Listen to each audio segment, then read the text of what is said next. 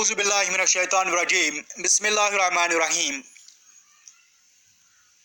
10वीं जमात तालिब इल्मों के लिए ज्योग्राफी का एक और मौजू लेकर मैं आपकी खिदमत में हाजिर हूँ।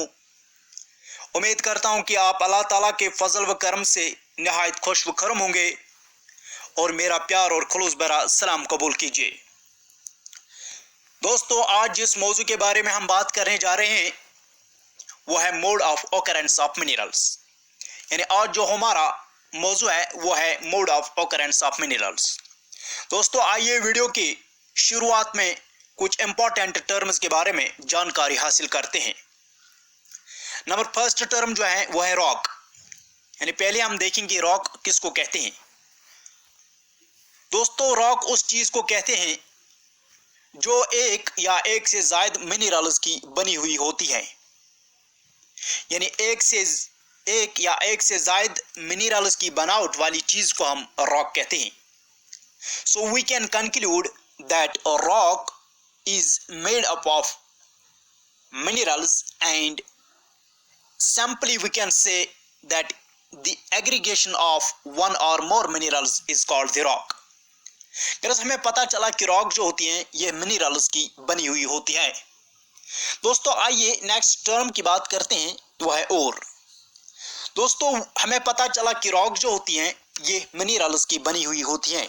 या तो एक रॉक सिर्फ एक ही मिनरल्स की बनी हुई होगी या तो एक से ज्यादा मिनरल्स की बनावट होगी।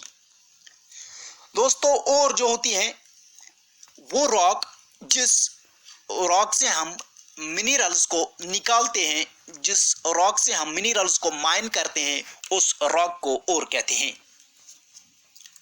एक बार फिर आपको मैं बताता चलूं कि रॉक जो होती हैं ये एक या एक से ज्यादा मिनरल्स की बनी हुई चीज होती है, और वो रॉक जिस रॉक से हम मिनरल्स निकालते हैं, माइन करते हैं, एक्सट्रैक्ट करते हैं, उस रॉक को हम और कहते हैं।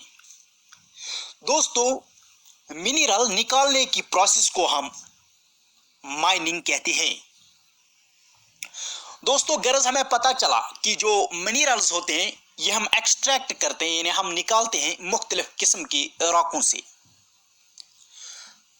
दोस्तों, जियोलॉजिस्ट्स ने रॉक्स को 3 डिफरेंट जुमरों में तकसीम किया है। यानी the geologists have categorised the rocks into 3 broad types.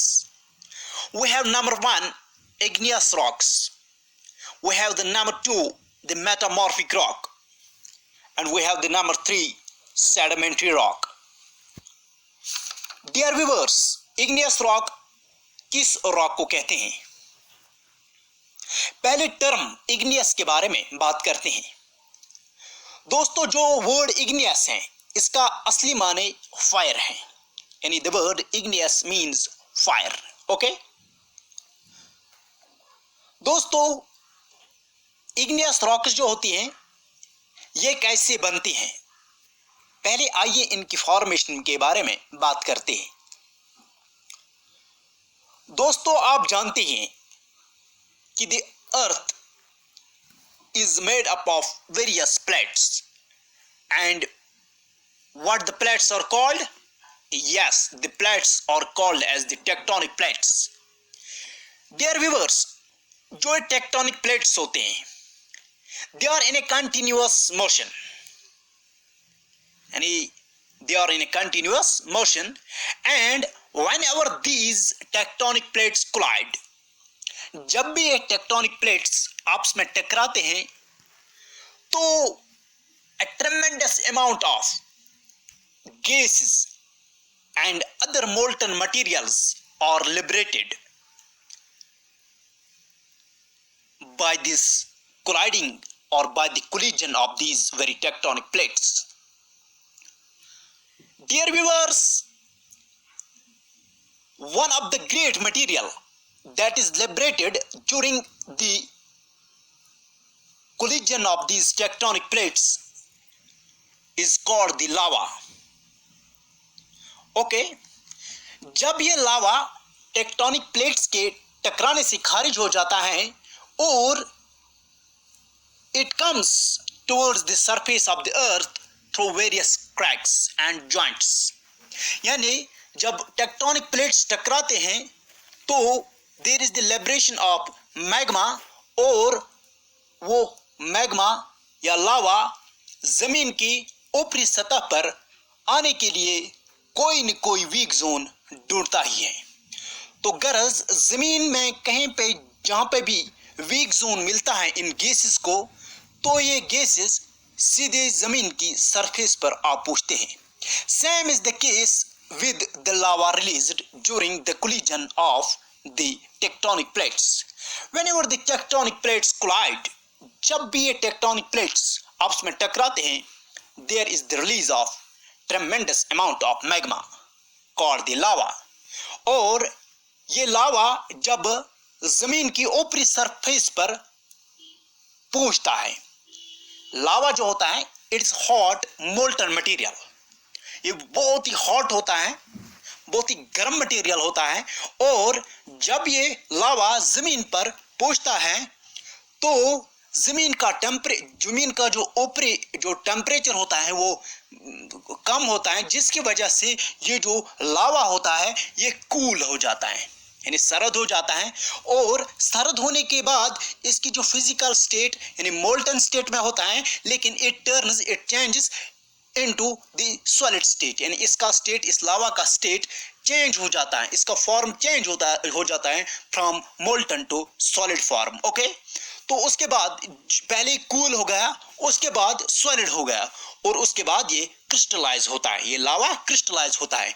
और जब ये लावा कूल हुआ, सॉलिडिफाई हुआ, क्रिस्टलाइज हुआ, तो जिसकी वजह से एक रॉक मर्ज वजूद में आती है, उस रॉक को इग्नियस रॉक कहते हैं।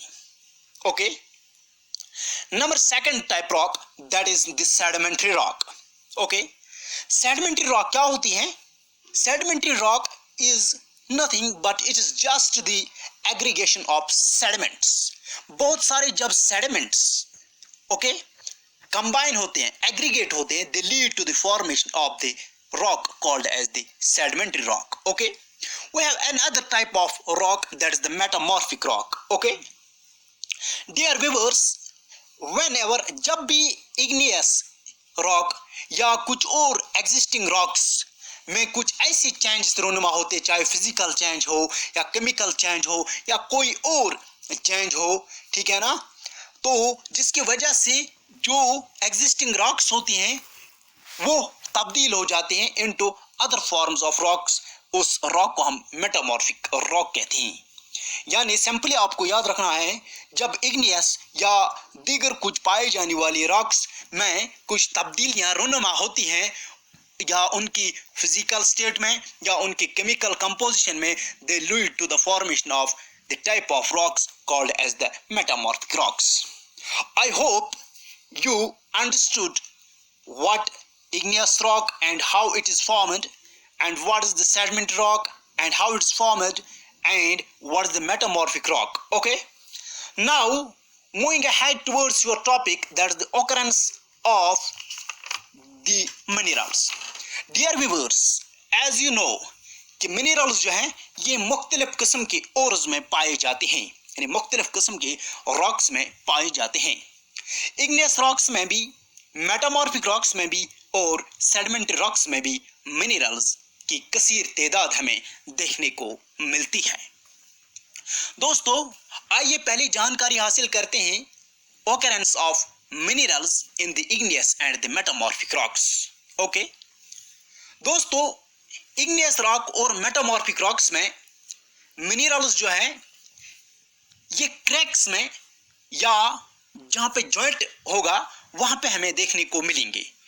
इग्नियस रॉक और मेटामॉर्फिक रॉक्स में जो क्रैक्स होते हैं या जॉइंट्स होते हैं या सुराख होते हैं, उनमें मिनरल्स पाए जाती हैं। ओके दोस्तों, अगर मिनरल क्वांटिटी बहुत कम होगी, यानी अगर मिनरल कंसंट्रेशन बहुत कम होगी तो उसको हम वेन्स कहते हैं।